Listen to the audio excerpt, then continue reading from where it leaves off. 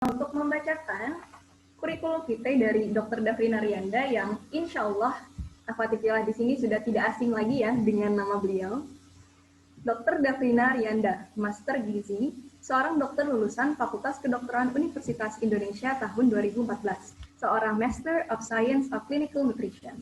Beliau juga telah menuliskan beberapa judul buku seperti Trias Muslimatika dan Beauty Undercover of Muslimah.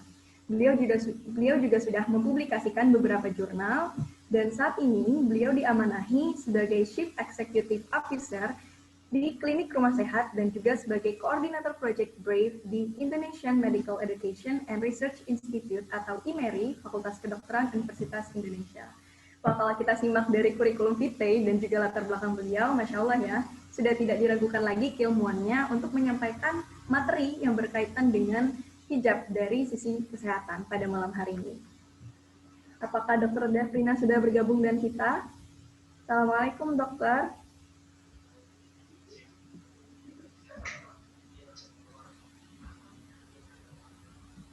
Apakah dokter sudah bergabung?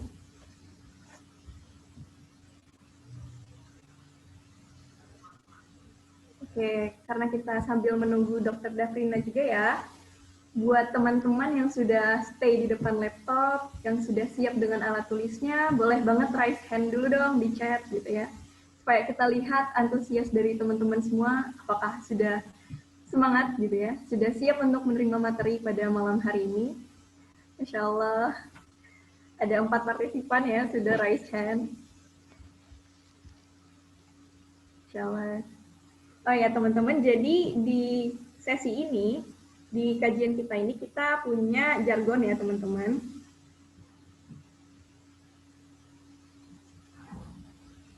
Sambil menunggu Dr. Dafrina. Nah, dokternya akan masuk lagi ya sebentar.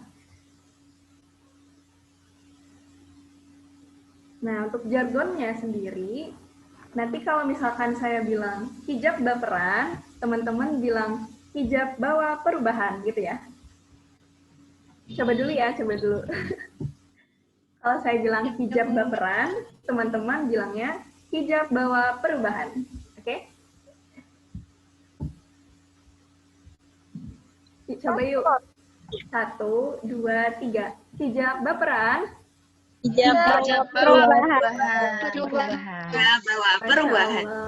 Semangat sekali ya. Coba sekali lagi ya. Hijab baperan. Hijab bawa perubahan. Perubahan. Insya Allah, semoga semangatnya semakin membara ya, semakin terpantik juga. Meskipun sudah malam, kita tetap harus semangat mendengarkan materi dari Dr. Dafrina yang Masya Allah tadi ya, kalau kita lihat dari latar belakang beliau juga sedang sibuk menjadi seorang CEO, seorang ibu, seorang dokter, seorang peneliti muda, tapi beliau masih bisa menyempatkan waktunya, memberikan ilmu di sini, yang insya Allah berkah bagi kita semua ya, amin ya rabbal alamin. Ya, kita sambil nunggu ya teman-teman.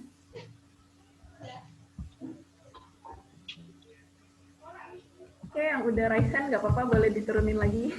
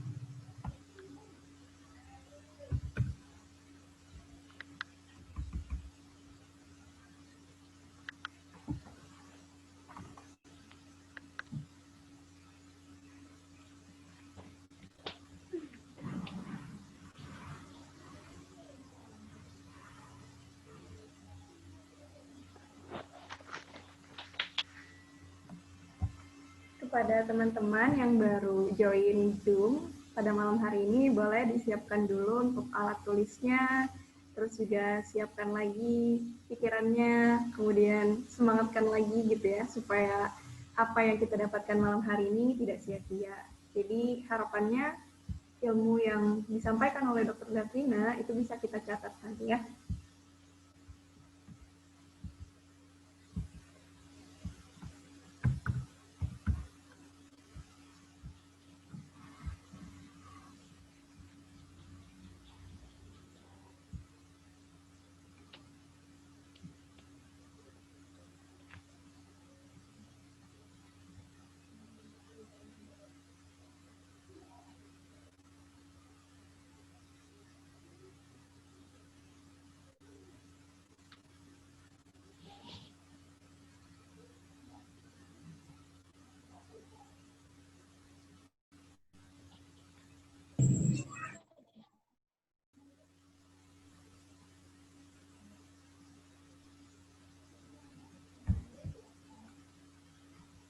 Ya, jadi di kajian Muslimah Care pada tahun ini ya di IHSD ini, jadi kita punya 4 sesi kajian. Tadi kan udah nih sesi pertama sama Ustazah Nabila.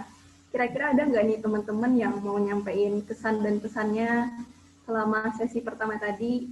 Mungkin mau sharing ilmu kepada teman-teman yang belum bisa berhadir tadi pada sesi Ustazah Nabila?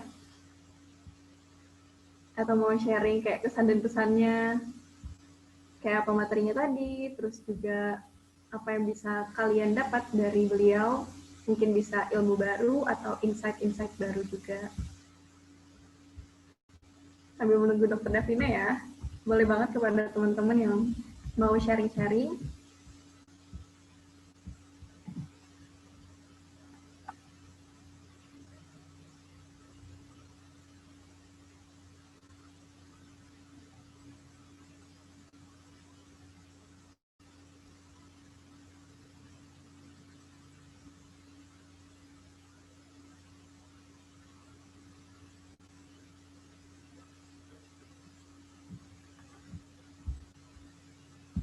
Oke, belum ada ya yang mau. Mungkin dari Uhmida, ada nggak Uhmida? Dari sesi pertama bersama Ustazah Nabilah tadi, insight baru yang didapatkan apa sih gitu kan. Tadi Ustazahnya udah cerita-cerita tentang bagaimana sih kita sebagai seorang muslimah yang pada prinsipnya gitu ya, kita berpegang pada syariat, tapi juga sebenarnya kita bisa gitu loh, brand our muslimah personality. Bagaimana Uknida? Ini nida saya ya? Iya. Oh iya. Alhamdulillah sih tadi termasuk salah satu yang disampaikan beliau yang cukup menampar-nampar saya sendiri itu salah satunya adalah gimana kita menyinkronkan hijab kita dengan akhlak kita, mungkin begitu. Masya Allah, benar sekali ya. Kadang jadi momok tersendiri gitu ketika kita udah memutuskan untuk berhijab, memutuskan untuk berhijrah juga, kita juga harus memperbaiki akhlak. Iya benar sekali. Terima kasih Nida buat sharing-sharingnya. Mungkin ukti yang lain nih, kira-kira mau sharing apa lagi dari sesi pertama tadi?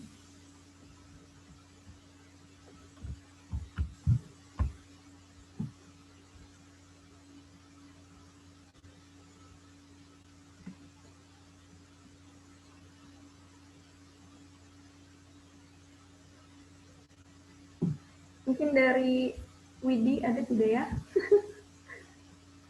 Nur Widi Wulandari. Assalamualaikum Widi. Atau Sona deh boleh. Kita sharing-sharing sesi pertama dulu sambil nge-recall lagi, sambil nge-review lagi materi yang udah didapat. Halo Sona.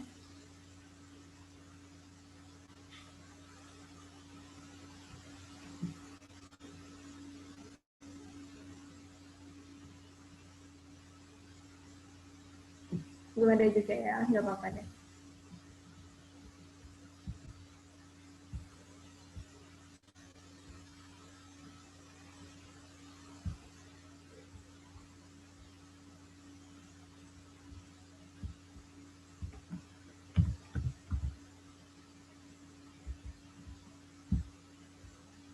kepada teman-teman yang lain nih yang kira-kira mau berbagi ilmunya kepada kami di sini. Yang mau sharing-sharing dari materi pertama tadi. Salah tunjuk yang dikenal ya. Siti Karimah ada nggak ya? Siti Karimah. Assalamualaikum. Ada nggak ya? Waalaikumsalam warahmatullahi wabarakatuh, Kak Septi.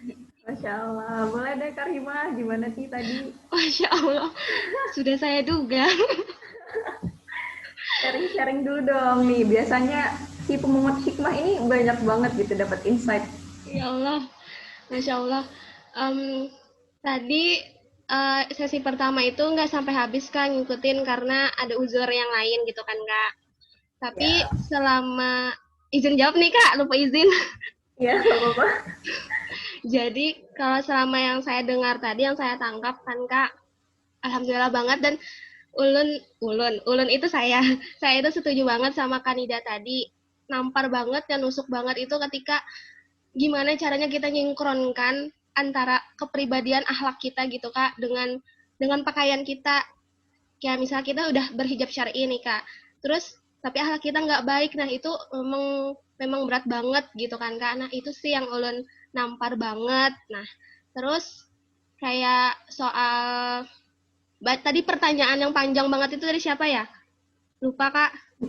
Yang panjang banget itu jawaban dari Kak Nabilanya juga, itu Masya Allah banget gitu Kak.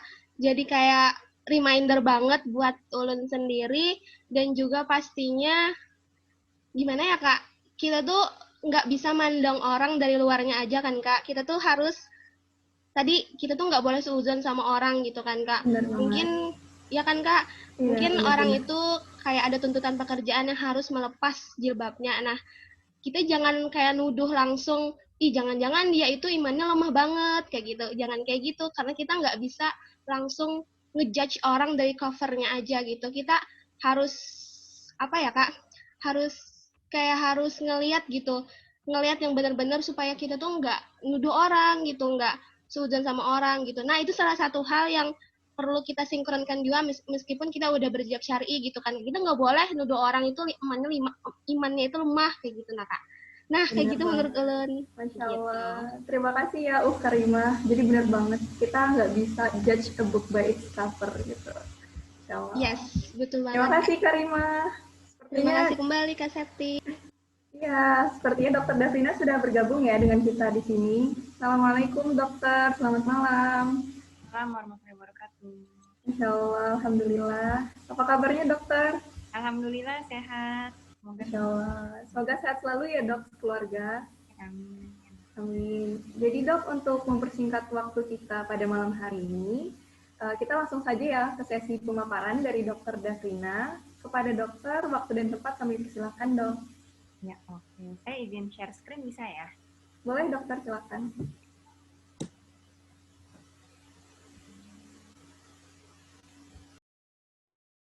Ya.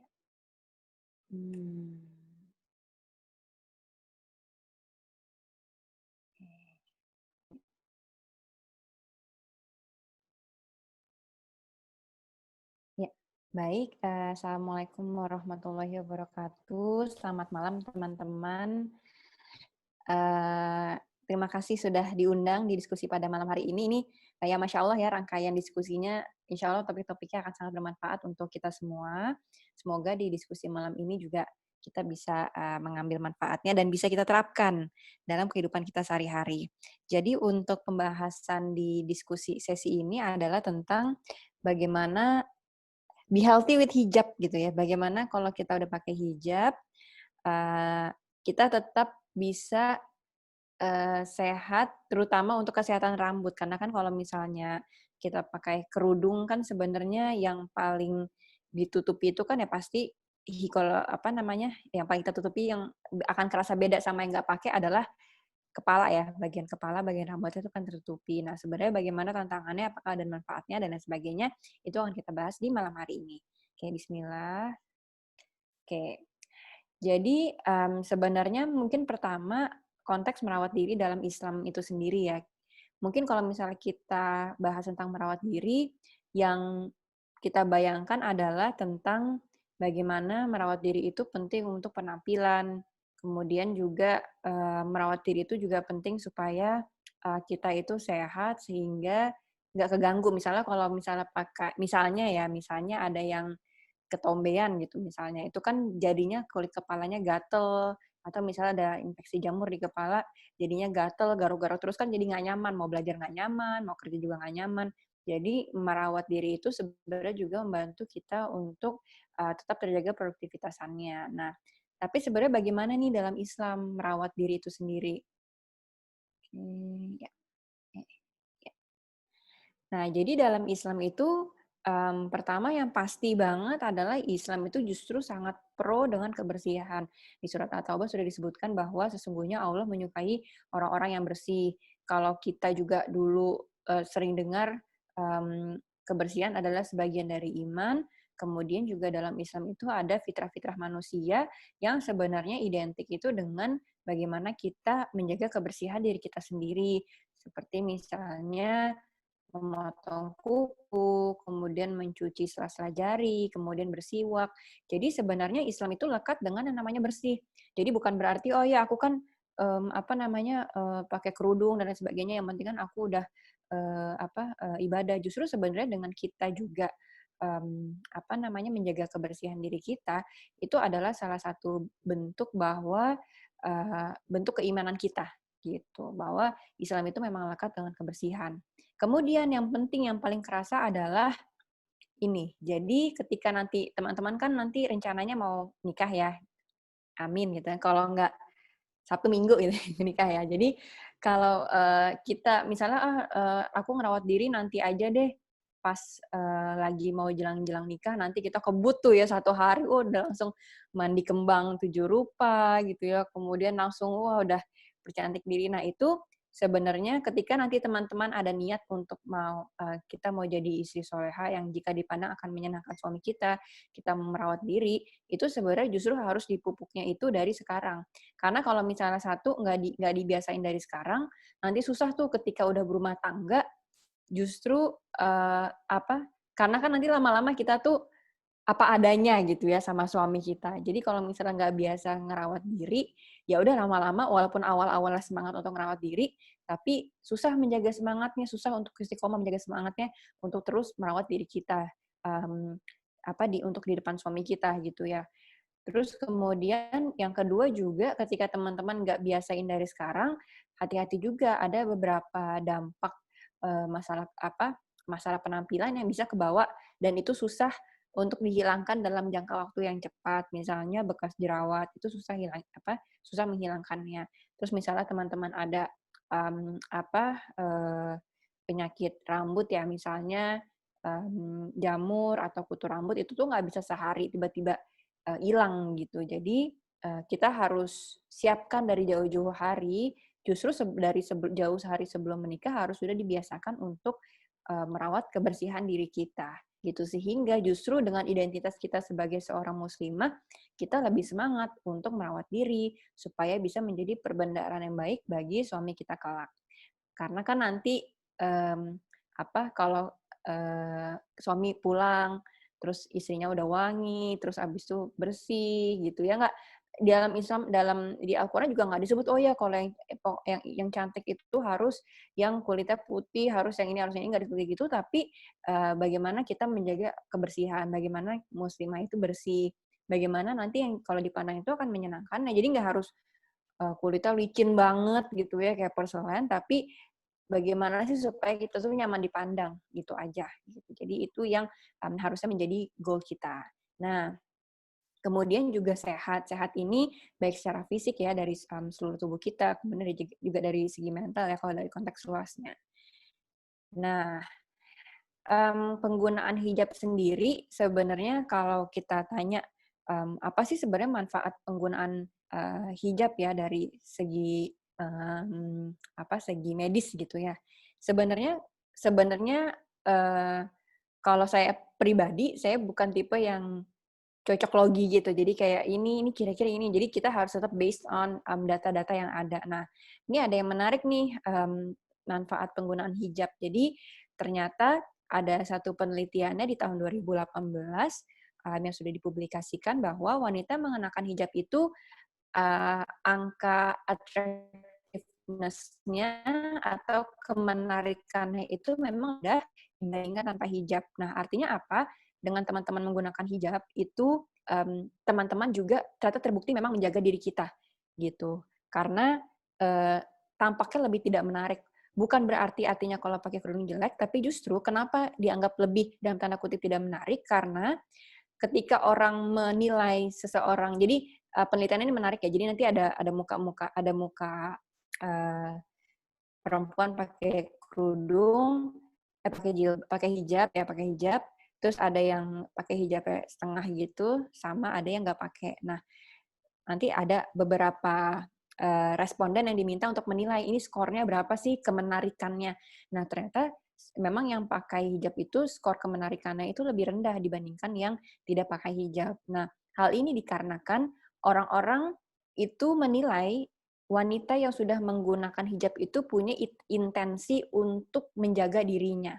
Jadi makanya disebutkan bahwa bukan berarti secara fisik itu tidak cantik, tapi orang menilai attractiveness-nya lebih rendah karena orang itu tahu tujuan menggunakan hijab itu bagi seorang perempuan adalah perempuan itu mau menjaga dirinya gitu. Jadi ini sangat menarik sih ketika kita bisa lihat ternyata penggunaan hijab itu memang benar-benar harusnya bisa menjaga diri kita.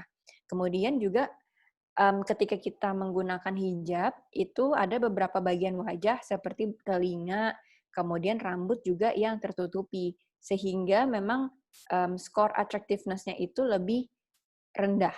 Nah, kenapa bisa demikian?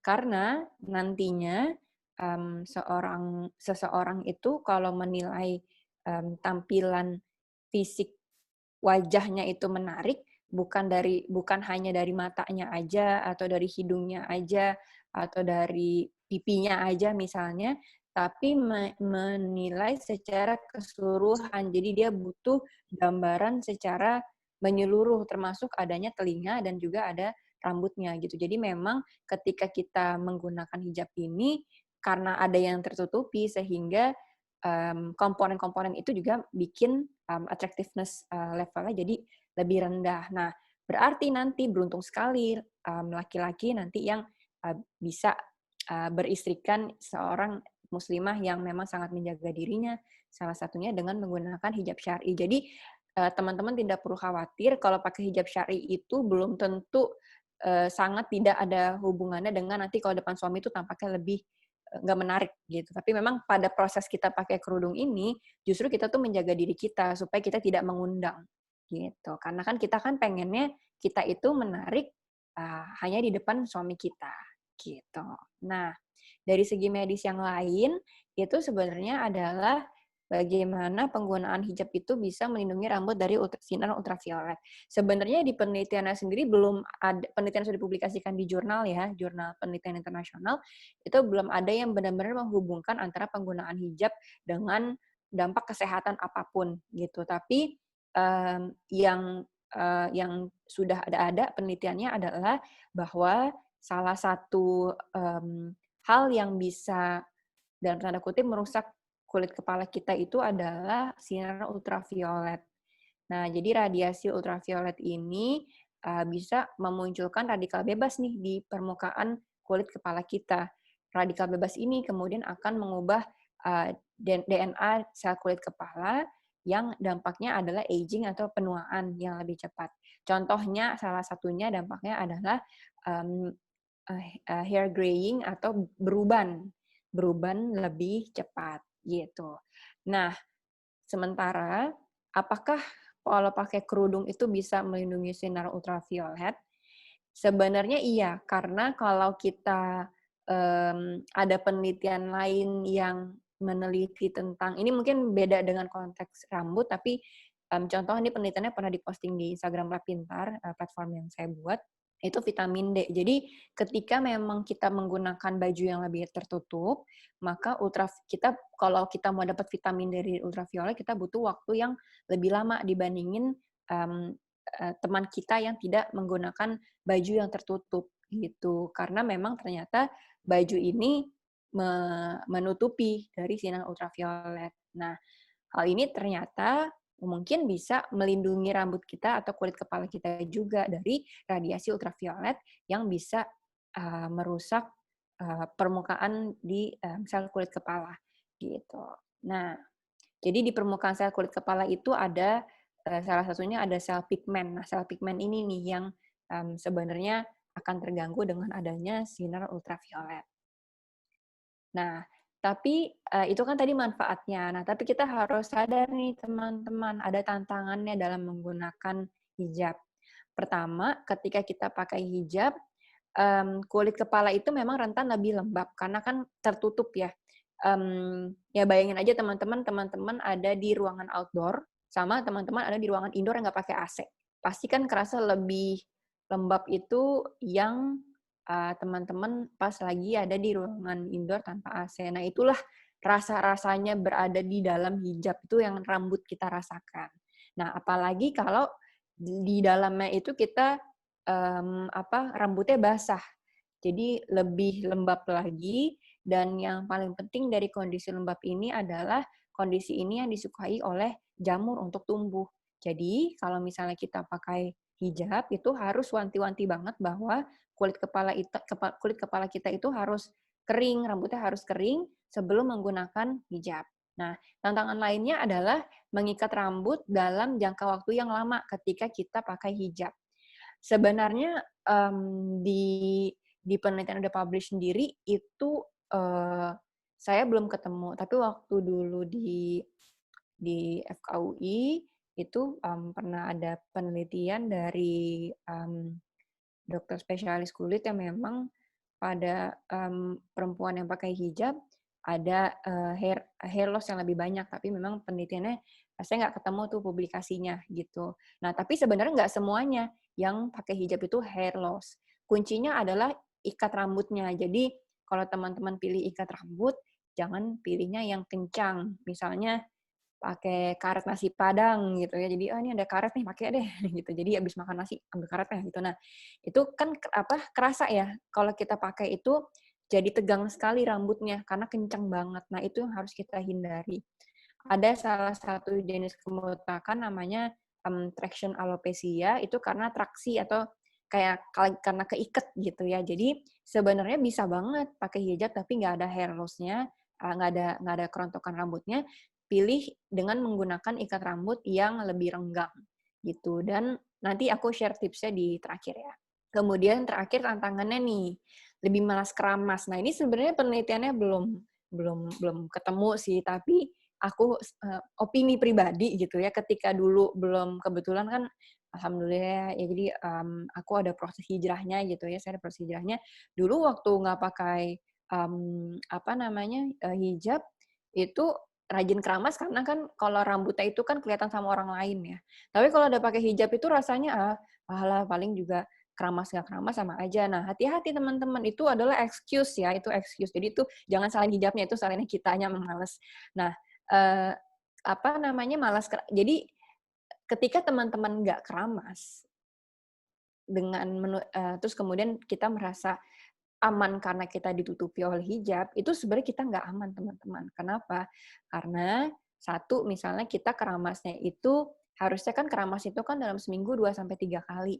Terus misalnya kita keramas cuman seminggu sekali atau malah lebih sedikit. Nah, hati-hati nanti kulitnya akan berminyak, karena minyak di permukaan kulit kepala itu sebenarnya harus diangkat dengan berkeramas itu gitu. Nah, minyaknya banyak. Nah, minyak ini disukai oleh bakteri. Kalau dimakan sama bakteri, jadinya memunculkan bau tengik gitu dari kepala. Jadi kita tertutup sama kerudung, nggak kelihatan lepeknya, tapi baunya itu semeriwing, teman-teman.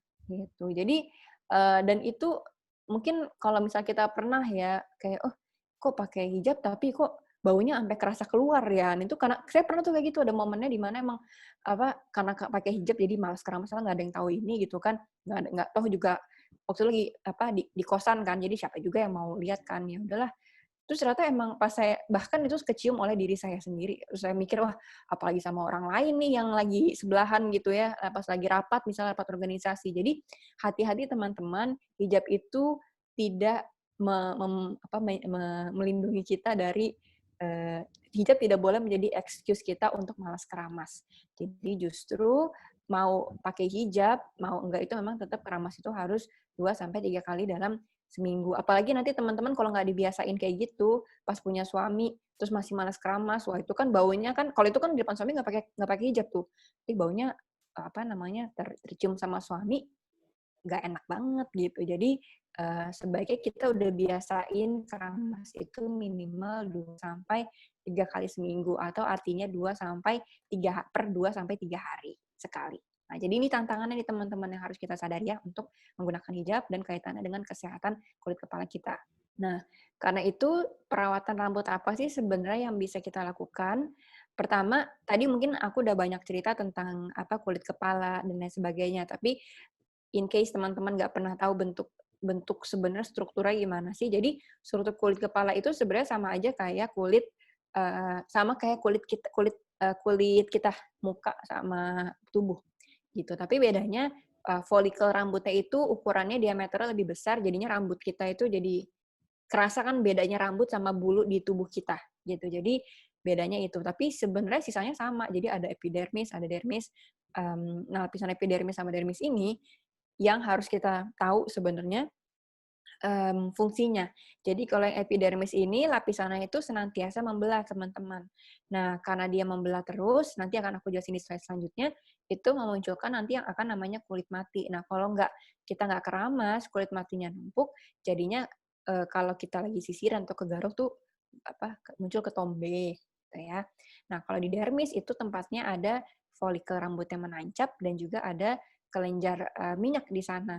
Gitu. Nah, kalau misalnya bukan berarti kulit kepala kita nggak boleh minyakan sama sekali, karena justru kalau nggak minyakan, kulit kepala kita kering. Nah, kulit kepala kering pun juga bisa menyebabkan adanya ketombe, tapi bukan ketombe namanya dry flakes. Jadi baik yang berminyak maupun yang kering tuh sama-sama bikin bisa ada gangguannya juga gitu. Jadi makanya kalau teman-teman kulit kepalanya kering, pilih shampoo-nya yang lebih ke arah melembabkan. Tapi kalau misalnya kulit kepalanya lebih berminyak, pilih yang memang shampoo-nya tuh yang ngangkat minyak, atau biasanya itu yang tulisannya anti-dandruff gitu. Jadi karena kalau yang kulit kepala berminyak juga lebih rentan lembab dan lebih mudah jamur tuh tumbuh di sana gitu. Nah, tadi itu terkait minyak di kepala ya. Nah, nih tadi terkait epidermis. Jadi kalau epidermis itu dia senantiasa membelah, teman-teman. Dari lapisan yang paling bawah dia ngebelah, akhirnya didorong sampai ke atas, ke stratum spinosum, granulosum, lucidum, corneum terus gitu ya. Nah, nanti kalau di sini makin ke corneum itu jadi sel kulit mati gitu. Karena kenapa ada sel kulit mati? Karena ada namanya penumpukan keratin. Nah, kalau misalnya udah jadi sel kulit mati, nanti dia tuh gampang kelepas gitu ya dari kulit kepala kita. Nanti kalau misalnya ke garuk misalnya, itu bentuknya kayak ketombe gitu. Jadi ketika teman-teman pakai kerudung, itu harus rajin-rajin. Nggak pakai kerudung juga tetap harus rajin sih. Jadi karena selalu ada sel kulit yang membelah ini dan akhirnya numpuk sel kulit mati. Jadi harus keramas supaya kita bisa ngangkat sel kulit matinya itu, juga ngangkat minyak berlebih dari kulit kepala kita supaya nanti nggak lembab dan nggak bikin bau tenging dan juga tidak ditumbuhi oleh jamur. Nah, ini tadi udah tantangannya udah, terus tadi kita udah kenal bagaimana sih sebenarnya bentuk struktur kulit kepala kita. Sekarang kita masuk ke perawatan rambutnya nih. Jadi perawatan rambutnya yang pertama adalah yang paling penting, rambut itu harus benar-benar kering saat menggunakan jilbab. Jadi kalau misalnya sebelum pakai hijab itu harus kering. Kalau misalnya teman-teman kuliah terus baru sempat keramasnya pagi, berarti harus tetap ngeringin rambut. Kalaupun pakai hair dryer itu sebaiknya jangan sering-sering, dan pakainya tuh jangan yang anginnya terlalu panas gitu. Jadi tetap harus dikeringin dulu sebelum pakai hijab. Nah, kalau misalnya memang apa ya males gitu ya mandi pagi-pagi dan harus pakai dryer, berarti mandinya keramasnya harus di sore hari atau malam hari. Apakah mandi malam menyebabkan rematik? Enggak ya jawabannya. Jadi harus benar-benar kering supaya enggak bikin infeksi jamur. Nah, kalau infeksi jamur itu biasanya ciri-cirinya adalah kulit kepalanya itu gatal. Gatalnya tuh berlebih gitu, yang kayaknya gatalnya all the time gitu ya. Gatal terus dan ketombe. Jadi muncul ketombenya tuh banyak. Jadi makanya kalau shampoo anti ketombe itu biasanya isinya tuh ada komponen untuk anti jamurnya. Gitu. Ini aku cerita sih sebenarnya di buku Beauty and the Cover of Muslimah kalau teman-teman mau baca lebih jelasnya. Jadi biasanya kalau shampoo anti ketombe itu ada anti jamurnya gitu. Karena tadi salah satu penyebab ketombe itu adalah infeksi jamur. Kemudian yang kedua keramas. Nah, keramasnya itu minimal 2 sampai 3 kali seminggu. Selain untuk mengangkat sel kulit mati, minyak, ini juga penting nih untuk mengangkat mikroorganisme yang kita tidak inginkan. Misalnya jamur iya, kutu gitu ya. Jadi harus rajin keramas minimal 2 sampai 3 kali per minggu atau 2 sampai 3 hari sekali. Gitu. Kemudian yang ketiga, sisir rambut sebelum menggunakan jilbab. Ada yang tapi ini sebenarnya bukan bentuk penelitian sih, tapi ada satu artikel kesehatan menyebutkan bahwa sisir rambut itu juga ibaratnya karena menyisir rambut sampai di kulit kepala itu juga memperlancar aliran darah di kulit kepala gitu. Tapi kebetulan saya belum menemukan penelitiannya. Jadi intinya sih sisir rambut itu tetap harus dilakukan karena satu supaya nggak kusut. Jadi kalau misalnya kusut kan nanti makin kita nggak nyisir rambut, makin kusut, makin kita tarik-tarik nanti rambutnya malah rontok. Gitu. Jadi penting untuk menyisir rambut sebelum menggunakan jilbab. Kemudian, nah ini yang penting banget, ikat rambut dalam kondisi renggang. Teman-teman bisa memilih ikat rambutnya itu yang bentuknya ada puffy gitu. Apa sih puffy ya? Puffy apa fluffy sih? Jadi yang yang renggang, bukan ya renggang dan nggak karet gitu ya, ada kayak bantalannya gitu. Nah, atau menggunakan jepitan memang gitu. Dan kalaupun pakai kunciran tadi dari bahan yang lembut. Nah, ini penting banget untuk menjaga supaya kita tuh nggak mengalami kerontokan rambut. Oke. Nah, terakhir nih, tadi udah kita bahas ya bagaimana cara merawat rambutnya. Sekarang kadang-kadang ada yang suka bertanya, kutu rambut. Apalagi kalau suka banget dengar misalnya, iya anak pondok, ih kutu rambut, kutuan ya gitu. Nah, sebenarnya kalau untuk di kasus sehari-hari itu memang beberapa kali saya sendiri juga ketemu gitu. Tapi kalau kita mau ngomong ada hubungannya kan kita harus pakai data ya gitu. Tapi kalau dalam praktek sehari-hari itu memang beberapa kali ketemu yang kebetulan ketemu kasus kutunya itu selalu di yang mondok gitu. Nah, ada satu penelitian kalau teman-teman cari juga di internet itu bahkan ada penelitian, saya lupa lokasinya di mana di Indonesia, dari 50 anak pondok yang dicek itu 50-50-nya ada kutu rambutnya. Nah, tapi karena itu nggak dipublikasi dalam bentuk paper, jadi saya nggak tampilkan di sini. Tapi intinya masalah ini ada gitu ya, masalah ini ada. Dan kenapa ini akan menantang? Sebenarnya karena kondisi tinggal bersama-samanya itu sih, dan itu kan rame ya. Jadi kalau misalnya itu kan kutu rambut itu kan menular, terutama misalnya kalau kita lagi tidur bersama satu kasur misalnya, bantalnya bareng gitu ya, terus satu kasur bareng, kutunya bisa berpindah. Atau misalnya kita meminjam sisir atau handuk, jadi makanya rame-rame. Nah itu juga bikin kutunya itu bisa berpindah dan akhirnya menularkan gitu. Jadi tantangannya di situ teman-teman, kalau teman-teman sekarang mondok, itu penting banget kalau bisa memang sebisa mungkin sisir punya sendiri, handuk punya sendiri. Terus kalau misalnya ada teman yang kutuan, itu jangan diketawain karena kalau stigma kutuan itu tuh jadi bikin orang tuh nggak mau nggak mau mengobatinya gitu.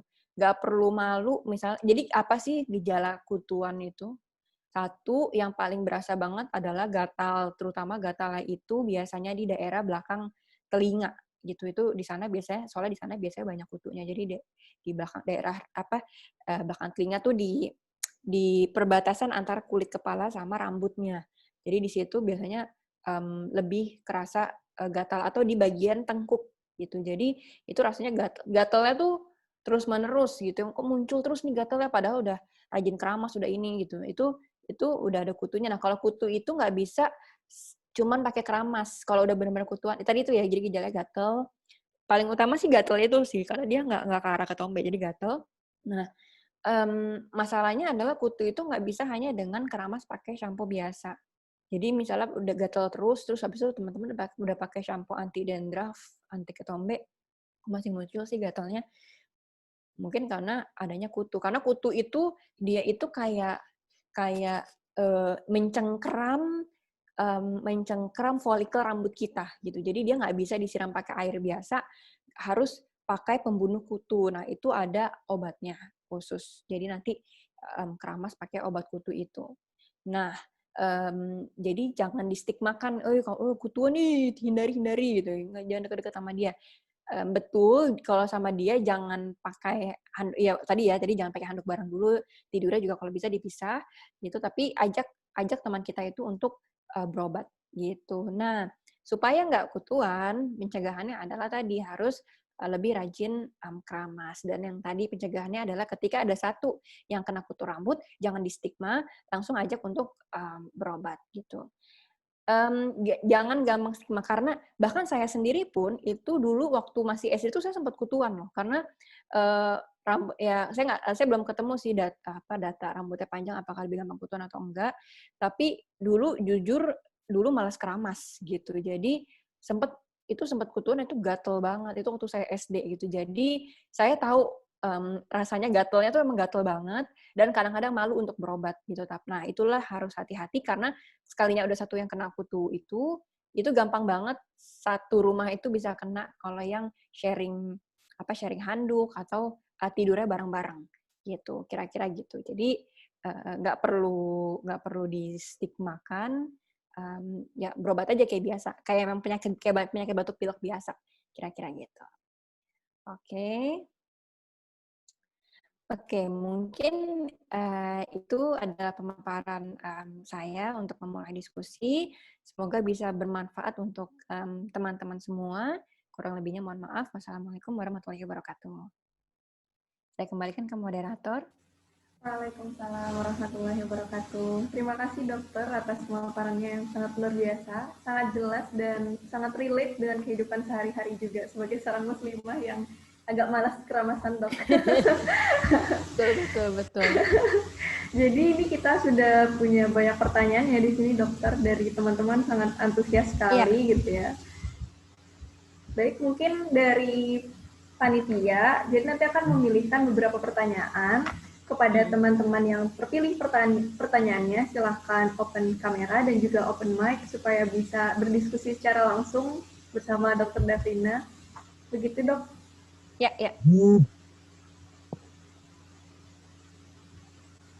Sebentar ya dok, sambil dipilihkan dulu untuk pertanyaannya.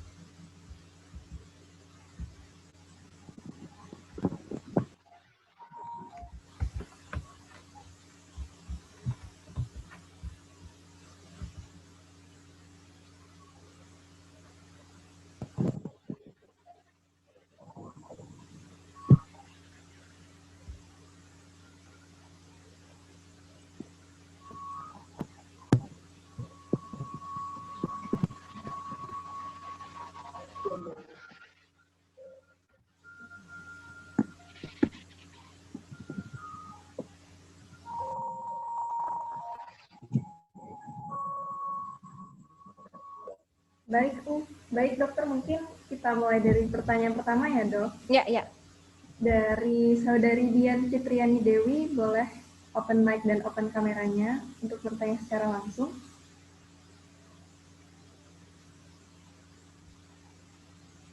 Kepada Uhdian, apakah bisa open mic dan open cam? Iya sudah, Kak udah. Silakan Uhdian untuk bertanya. Ya. Assalamualaikum warahmatullahi wabarakatuh, dokter. Waalaikumsalam warahmatullahi wabarakatuh. Uhdian. Saya sudah lama, Dian. Saya sudah lama dok memakai jilbab dari SMP. Nah udah gitu, saya kan masukin 18 tahun usia. Dan sekarang itu 20 tahun dan kepala saya itu suka gampang berminyak.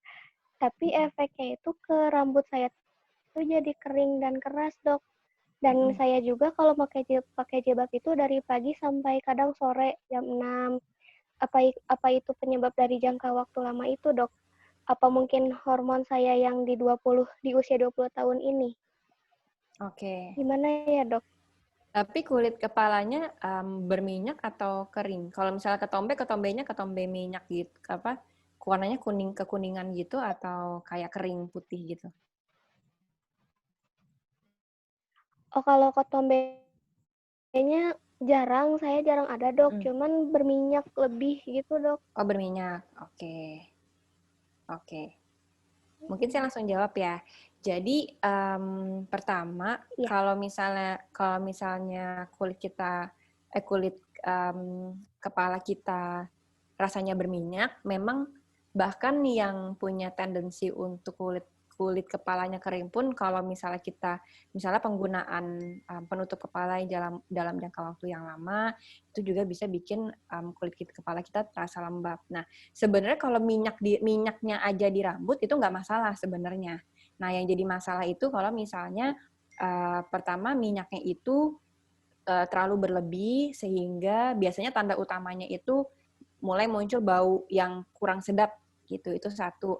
Kemudian kalau misalnya udah disertai dengan munculnya ketombe dan gatalnya berlebih ya, bukan cuma kayak sekali sehari garuk itu kan nggak masalah. Tapi kalau misalnya gatalnya berlebih, khawatirnya adalah di sana juga sudah mulai ada infeksi jamurnya gitu. Jadi kalau udah case-nya kayak gitu, kasusnya seperti itu, sebenarnya mudahnya itu adalah kita pakai shampoo anti ketombe itu sebenarnya sudah cukup sih, karena shampoo anti ketombe itu dia cukup mengangkat minyak dan dia juga sudah punya komponen anti jamur di sana. Gitu. Jadi dengan seperti itu sebenarnya sudah cukup. Nah, kalau misalnya kulit kepala berminyak nih, tapi rambutnya kering, apa yang bisa kita lakuin? Sebenarnya nanti mungkin Dian ya tadi ya, bisa coba gini, misalnya kalau misalnya keramasnya itu yang pasti nggak 3 kali, karena kan kulitnya kering ya, rambutnya kering. Jadi misalnya kalau keramasnya kan coba di 2 kali per minggu. Kalau misalnya 2 kali per minggu itu sudah cukup untuk bikin minyaknya itu nggak bertambah banyak, tapi kulitnya juga nggak kering, rambutnya jadi nggak kering banget, berarti cukup di 2 kali per minggu. Karena kadang-kadang kalau yang sangat kering itu keramasnya itu bahkan hanya 1 kali per minggu. Tapi itu kalau case-nya biasanya kulit kepalanya juga kering, kalau ini kan berminyak. Nah, jadi dicoba aja dulu misalnya 2 kali per minggu, tapi kalau kerasa rambutnya kering banget, diturunin jadi 1 kali per minggu. Tapi kalau 1 kali per minggu ternyata jadi berminyak, kita bisa keramasnya 2 kali per minggu, tapi nanti pakai masker rambut. Jadi misalnya ditambahin dengan penggunaan conditioner. Bukan masker rambut sih ya. Jadi pelembab yang bisa melembabkan rambut kita. Jadi misalnya pakai conditioner setelah mandi, kemudian juga bisa pakai aloe vera gitu. Jadi kalau misalnya mau coba pakai lidah buaya, itu kan murah tuh. Itu tuh dia lembab banget dan itu misalnya dipakein jadi masker rambut kita. Gitu, sekali seminggu misalnya. Jadi bisa dikombinasiin seperti itu. Nah, tapi sebenarnya sih secara keseluruhan kalau misalnya memang nggak ada yang gatal banget atau muncul ketombe berlebih, sebenarnya sih cukup perawatan seperti biasa aja gitu. Mungkin itu semoga menjawab ya. Dan mungkin tambahannya kalau Terima memang iya, rambutnya ada kering, berarti hati-hati penggunaan hair dryer itu sebaiknya sangat dihindari gitu. Dan biasanya sih kalau yang udah rambutnya kering itu pengguna hair dryer hati-hati. Kemudian penggunaan pewarna rambut ya, kalau pakai itu sebaiknya tidak dipakai. Kemudian juga penggunaan bisa ditambahkan conditioner, dan yang terakhir adalah tadi frekuensi keramasnya gitu. Gitu semoga menjawab ya. iya, terima kasih dokter. Ya, sama-sama Mbak Dian. Iya, Terima kasih Assalamualaikum. dokter. Waalaikumsalam warahmatullahi wabarakatuh.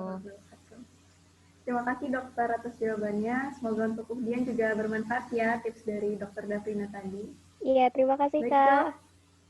Jadi selanjutnya ada pertanyaan lagi dok dari Nur Khalisa. Silakan Nur Khalisa untuk open mic dan open cam-nya dari Universitas Yarsi Jakarta.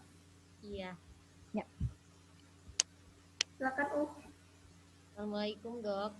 Waalaikumsalam warahmatullahi wabarakatuh. Saya mahasiswa dari Universitas Yarsi dan kebetulan saya sedang hamil. Oh iya, Masya Allah. Saya ingin bertanya dok, kandungan apa aja sih yang harus dihindari untuk wanita berhijab yang kebetulan sedang hamil? Lalu apakah diperbolehkan jika saya menggunakan sampo 1 kali dalam sehari? Itu aja dok, terima kasih. Oke.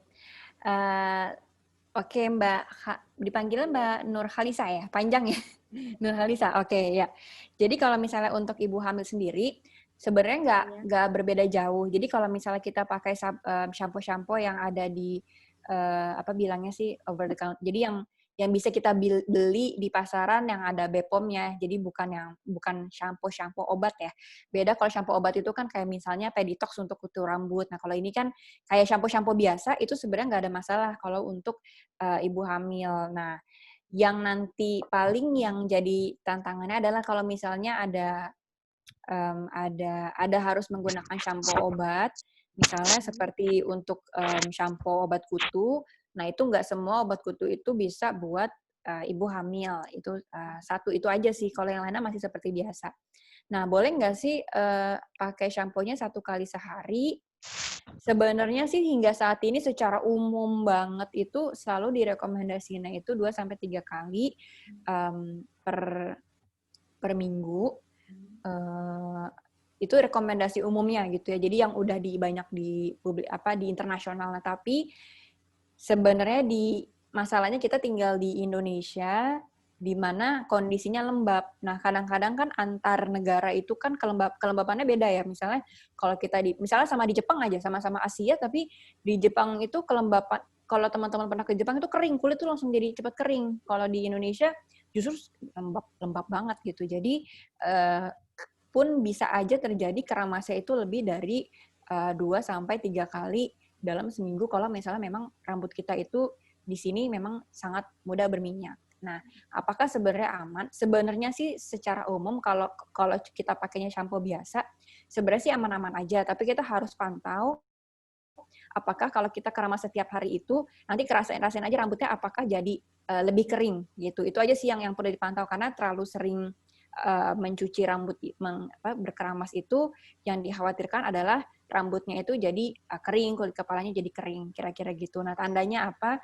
Tadi rambutnya kerasa sih kalau rambutnya jadi lebih kering itu pasti kerasa. Terus kemudian tadi kalau misalnya di kulit kepala itu misalnya udah muncul ketombe yang jenisnya namanya dry flakes. Jadi dia itu nggak kalau kita ada ketombe tuh nggak minyak gitu ya. Jadinya lebih kayak kering putih kering gitu, putih kering tipis-tipis. Nah mungkin itu aja yang dipantau gitu. Jadi memang karena ada perbedaan negara kan sebenarnya iklimnya juga beda ya gitu. Jadi paling kita bisa pantau kalau memang lagi ngerasa lebih lembab, lebih sering berminyak gitu ya sampai mengganggu banget. Mungkin kita bisa nggak sekali sehari ya, nggak tiap hari gitu, tapi misalnya sekarang misalnya seminggu itu 4 kali gitu, dicoba 4 kali kering nggak gitu. Terus kalau misalnya dengan 4 kali rambutnya nggak kering dan bisa menjaga rambut kita supaya nggak berminyak, dibandingin 3 kali dalam seminggu, ya mungkin bisa dicoba gitu. Jadi pelan-pelan, jangan langsung dalam seminggu tuh 7 kali keramas gitu. Mungkin itu, semoga menjawab. Terima kasih dok. Sama-sama Mbak Nur Khalisa. Terima Makasih. kasih Nur Halisa atas pertanyaannya. Semoga menjawab ya, Iya, makasih Kak. Iya, sama-sama. Baik dok, jadi ini ada pertanyaan lagi dari Saudari Valendia, Poltekkes Kemenkes Jakarta. Silakan boleh open mic dan open kameranya. Waalaikumsalam warahmatullahi wabarakatuh. Waalaikumsalam warahmatullahi wabarakatuh. Sebenarnya tadi pertanyaan juga ada hampir sama tentang keramat dan Afwan, untuk suaranya kecil, dalam seminggu tuh keramas setiap hari. Cuman ditambah lagi saya kan pakai shampoo-nya itu herbal. Kadang itu membantu ketombe itu lebih berkurang. Tapi efeknya itu malah jadi rambut rontoknya banyak. Kalau kayak gitu, kayak gimana ya dok solusinya? Oke. Tadi dengan Mbak siapa? Siapa? Maaf. Valendia. Oke. Jadi pengguna. Nah, sebenarnya kalau ini nggak cuma terkait shampoo sih ya. Kalau untuk yang herbal sendiri, kalau saya pribadi sebagai seorang dokter, saya akan menyarankan boleh pakai tapi yang sudah memang lewat BPOM gitu. Jadi kadang-kadang juga pernah misalnya ada waktu dulu saya masih praktek sebagai dokter estetik, ada yang ini bukan shampoo sih, tapi krim-krim herbal belum lewat BPOM gitu. Karena kalau misalnya belum lewat BPOM, kita istilahnya kita nggak bisa mengontrol apakah proporsi komponennya itu balance-nya itu aman gitu di kulit kepala kita gitu. Makanya sebenarnya kalau untuk penggunaan misalnya masker muka aja, saya lebih prefer nyaranin pakai masker yang sudah dikeluarin sama BPOM dibandingin kita meres-meres jeruk nipis sendiri misalnya gitu ya, atau misalnya pakai apa. Jadi pastikan aja shampoo-nya memang sudah terregistrasi di BPOM, dan itu karena kadang-kadang kita nggak bisa pungkiri sih ada yang bandel juga, jadi dibikin-bikin gitu angka BPOM-nya gitu. Jadi cek aja, kita sekarang udah bisa cek di Halo BPOM, kita bisa cek sebenarnya produk ini benar-benar terregistrasi atau tidak. Nah, kalau misalnya ternyata pas tadi kan ceritanya habis pakai shampoo ini kulitnya rambutnya jadi rontok ya gitu. Nah, tapi ketombenya berkurang dokter, tapi Oke. Nah, sebenarnya kalau untuk shampoo itu opsinya luas. Jadi mungkin ada shampoo yang lebih aman, nggak bikin. Jadi gini, bisa jadi pertama gini, bisa jadi rontoknya itu bukan karena shampoo-nya.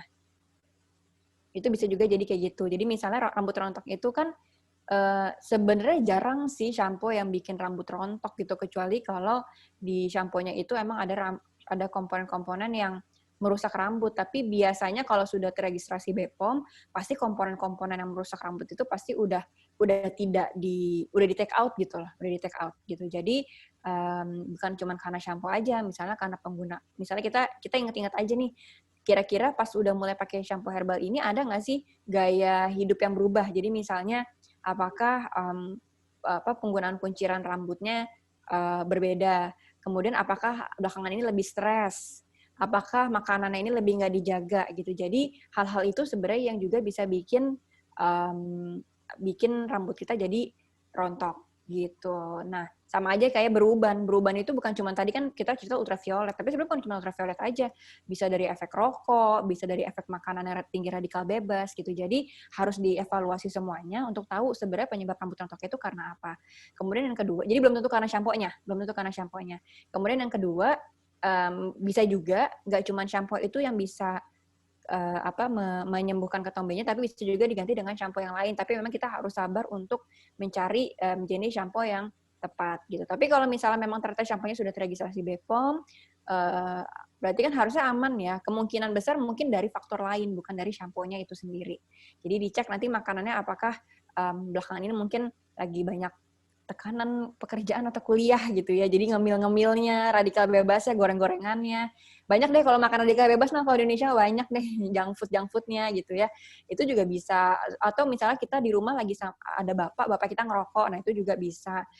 Stres itu udah pasti sih itu juga bisa gitu. Jadi jangan bukan karena shampoo-nya gitu. Itu mungkin yang bisa kita share ya. Semoga menjawab ya. Ya, sama-sama Mbak Valendia. Terima kasih dokter atas jawabannya. Semoga jelas ya Valendia. Semisal bukan hanya merek sampo atau sampo tertentu yang menjadi faktor rambut kita itu rontok, tapi bisa juga dari faktor lain. Betul. Selanjutnya ada pertanyaan lagi dokter dari Eri Fianti, SMP Muhammadiyah 4 Pekanbaru. Silakan Eri, untuk open cam dan open mic. Assalamualaikum. Waalaikumsalam warahmatullahi wabarakatuh. Terima kasih atas kesempatannya kakak moderator dan Ibu Dokter Dafrina. Izin bertanya dokter, jadi ada tetangga saya itu mengatakan kalau misalnya cepat beruban itu dikarenakan ini dok, faktor sampo gitu kan. Apakah ini benar dok gitu? Lalu apakah apa saja kandungan yang menyebabkan kalau misalnya benar gitu kan sampo itu menyebabkan cepat beruban gitu? Oke. Terima kasih dokter. Assalamualaikum. Waalaikumsalam warahmatullahi wabarakatuh. Sebenarnya faktor shampoo enggak sih gitu, enggak karena faktor shampoo. Tapi kalau uban, karena beruban itu faktornya banyak. Dia bisa dari ultraviolet, bisa dari rokok, bisa dari makanan, terus bisa dari cairan atau zat-zat yang memang toksik atau beracun gitu ya ke kulit kepala gitu. Salah satunya adalah penggunaan pewarna rambut yang enggak tepat misalnya, atau paparan logam apa gitu ya, misalnya ada kita kena gitu ya. Jadi sebenarnya itu sih, kalau misalnya shampoo untuk bisa bikin beruban sih enggak. Gitu.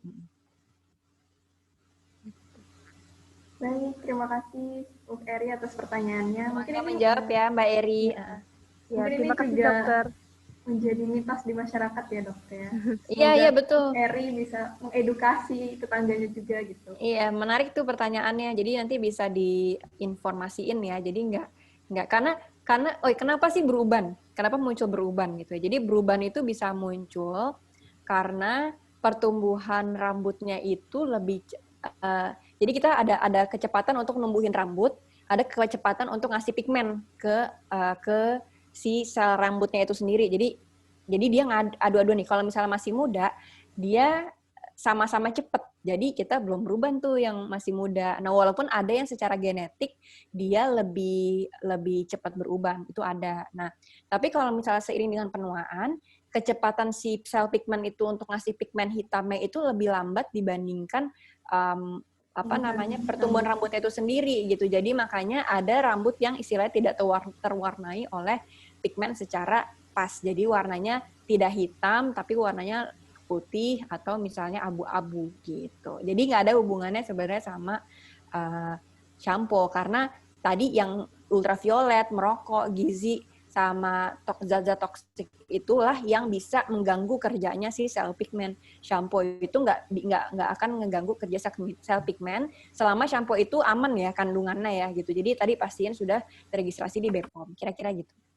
Insya Allah, syukran dokter atas penjelasannya. Ya, syukran. Semoga lebih memperjelas juga buat kita semua bahwasannya nanti bisa diinformasikan ke orang tuanya juga gitu. Kalau misalkan ada mitos-mitos seperti itu ya, kalau faktanya ternyata memang sel pigmen dan sel rambut yang memainkan peran atas uban itu, dan juga faktor-faktor lain tadi. Baik dokter, ini ada pertanyaan terakhir, insya Allah, dari Miss Rina, STIU Al-Hikmah Jakarta. Silakan open mic dan open cam-nya, Miss Rina, silakan.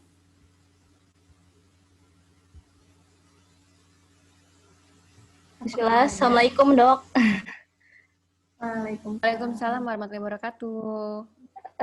Saya ingin bertanya, kan rambut kulit kepala saya lebih cenderung berminyak. Nah, kalau setiap sampoan pakai sampo anti ketombe, ketombean lagi gitu dok. Jadi gimana ya cara menghilanginnya? Muncul lagi. Ya, oke. Ya, terima Jadi, kasih. oke, jadi ini udah pakai shampoo anti ketombe, tapi Iya.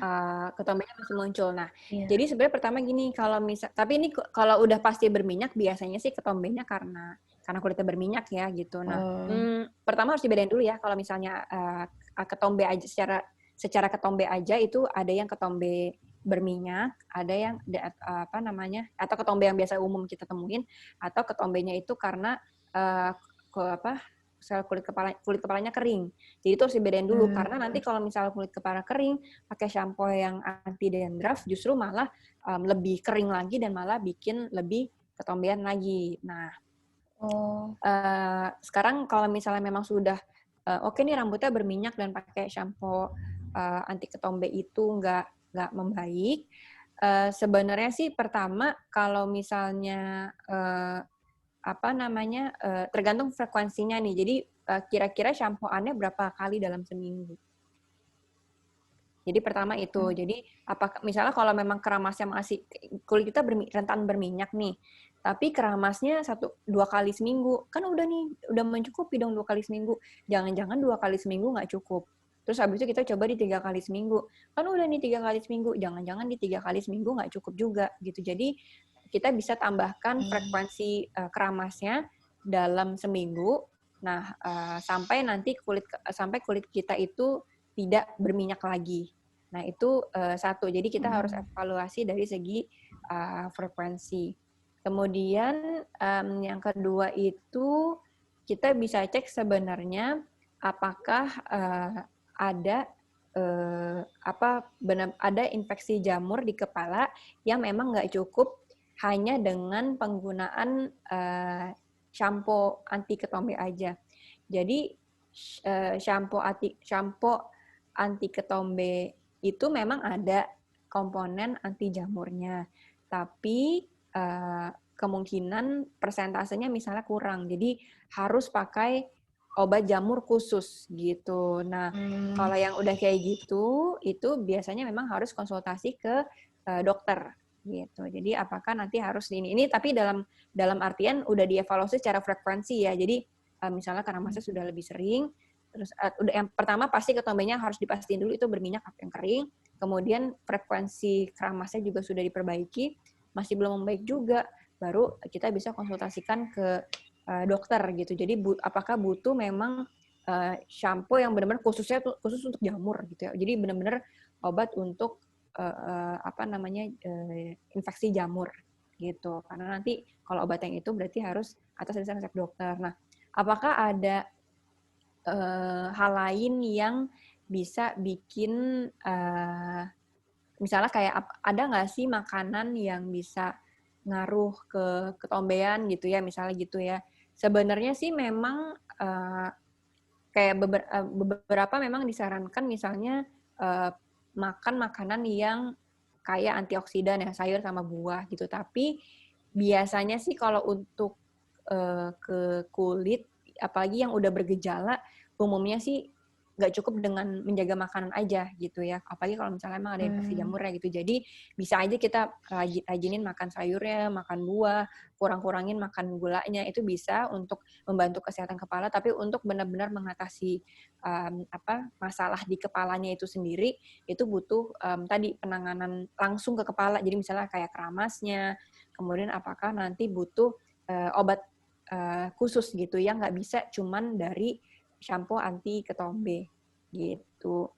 Biasanya nanti kalau yang anti jamur itu ada kayak misalnya kayak ketoconazole gitu, tapi biasanya sih baiknya sih tetap harus dikonsultasiin ke dokter kulit sih gitu.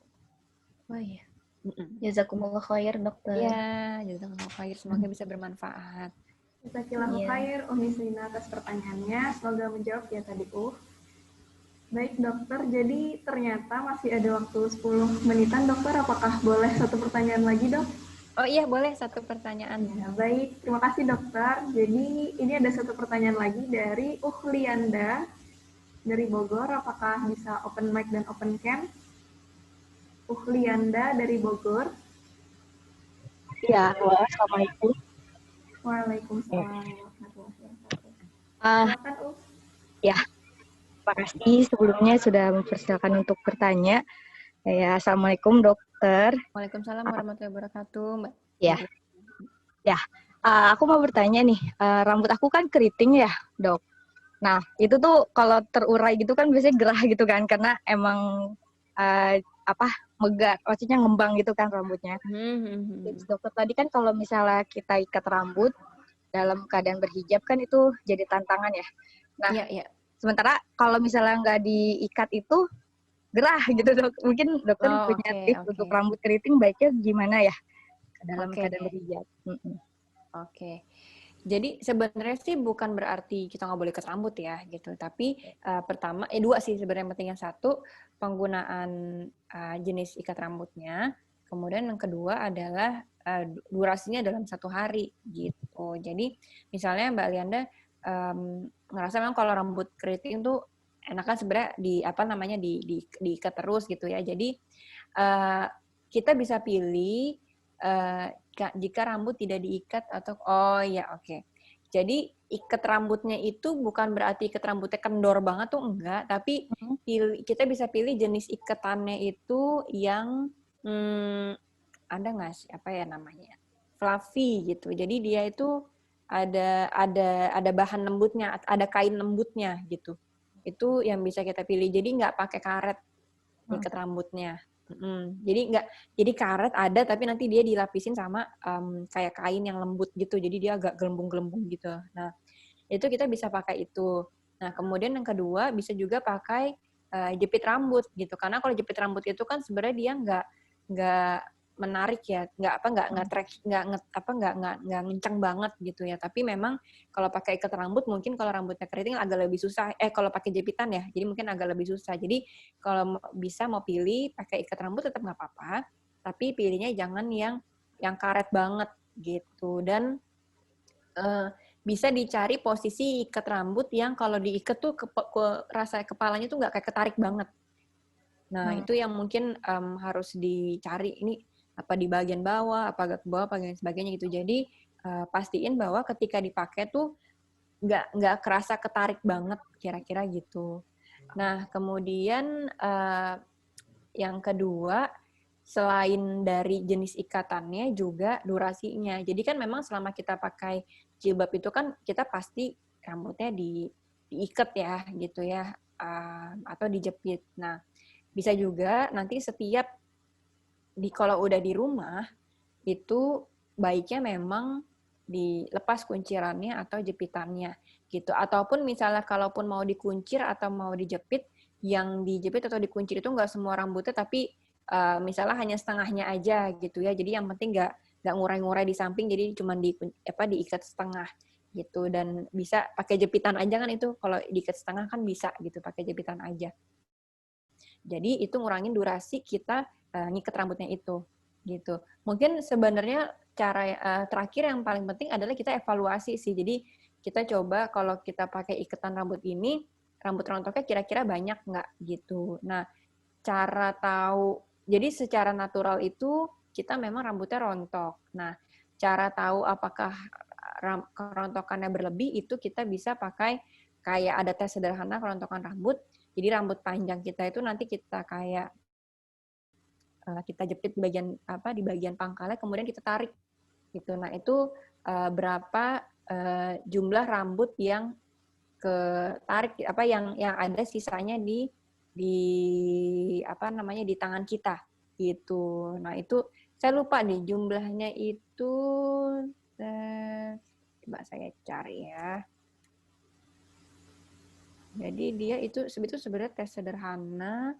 Mungkin teman-teman bisa cari deh. Jadi caranya narik, jadi dia narik beberapa rambut, kemudian nanti ada jumlahnya gitu berapa. Jadi kalau normal itu berapa helai, kalau berlebih itu berapa. Kayaknya ada di buku saya di Beauty Undercover, tapi saya agak lupa jumlah pasnya itu berapa untuk yang tes yang kerontokan rambut. Itu yang paling sederhana banget sih, itu kayak gitu. Karena kita nggak bisa juga sama sekali nggak rontok, karena kan nanti rambut itu kan juga ada siklusnya pergantian dengan rambut yang baru. Jadi kalau misalnya folikel rambutnya itu dia lama dari yang tertanam dalam kulit, lama-lama dia keluar, akhirnya copot, ganti rambut yang baru. Jadi itu pasti rambutnya akan ada rontoknya.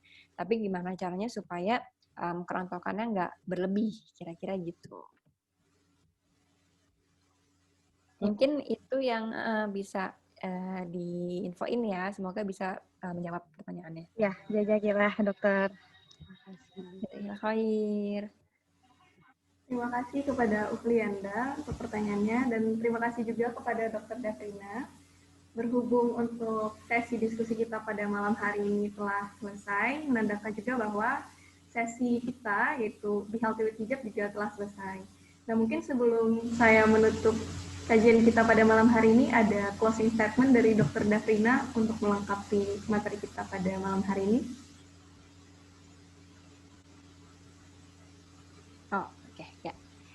Terima kasih teman-teman yang telah mengikuti diskusinya.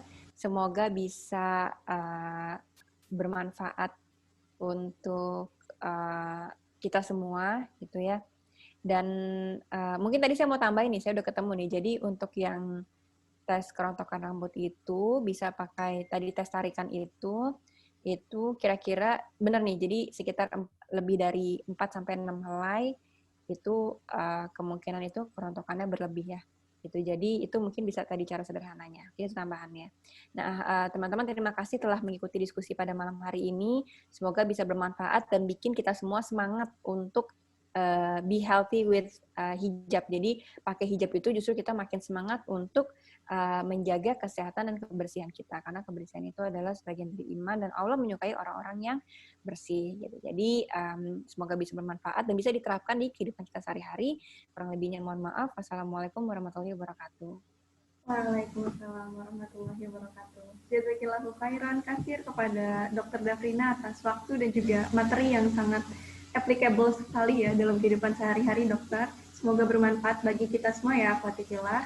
Dan saya ucapkan juga kepada akhwati fillah sekalian, jazakumullahu khairan katsir atas sudah stay sampai malam jam ini ya. Tetap semangat dalam mencari ilmu, Masya Allah. Semoga Allah nilai pahala bagi kita semua. Amin. Amin ya Allah. Saya sebagai moderator, mewakili panitia dan juga mewakili Dr. Dafrina, mohon maaf sebesar-besarnya jikalau pada saat sesi diskusi tadi dan juga sesi materi ada salah kata maupun salah perbuatan yang kurang berkenan di hati teman-teman sekalian. Baik, selanjutnya saya serahkan kepada Bunga. Silakan Bunga. Iya, baik. Terima kasih, Septi. Wah, Masya Allah sekali ya teman-teman, materi yang dibawakan oleh Dr. Dafrina. Semoga bermanfaat bagi kita semua dan juga bisa saling share ke teman-teman terdekat, keluarga, tentang info-infonya. Selanjutnya adalah penayangan video sponsorship yang turut mendukung keberlangsungan acara kita pada malam hari ini.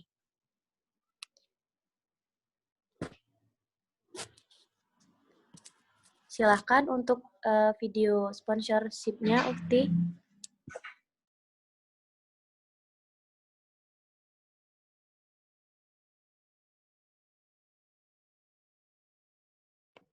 Maaf sebentar ya.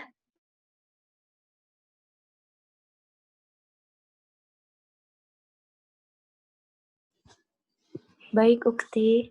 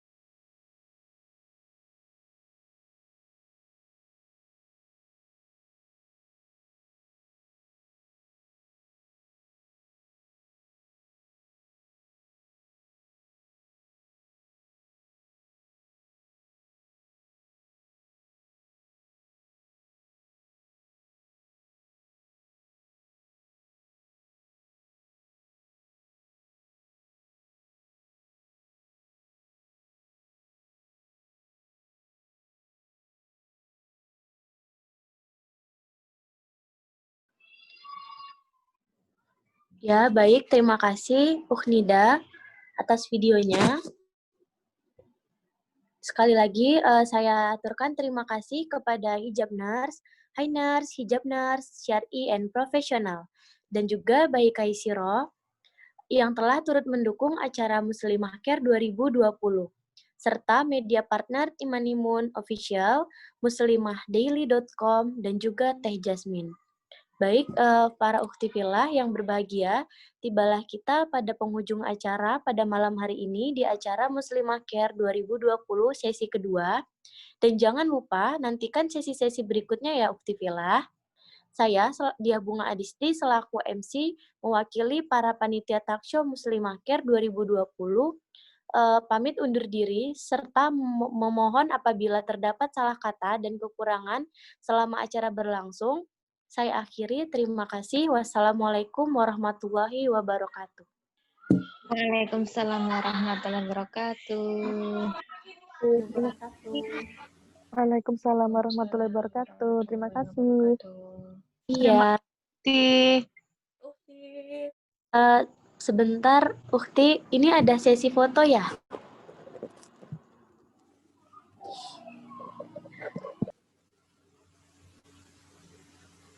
Afwan, dokternya sudah live sepertinya. Oh iya, baik. Terima kasih Uknida.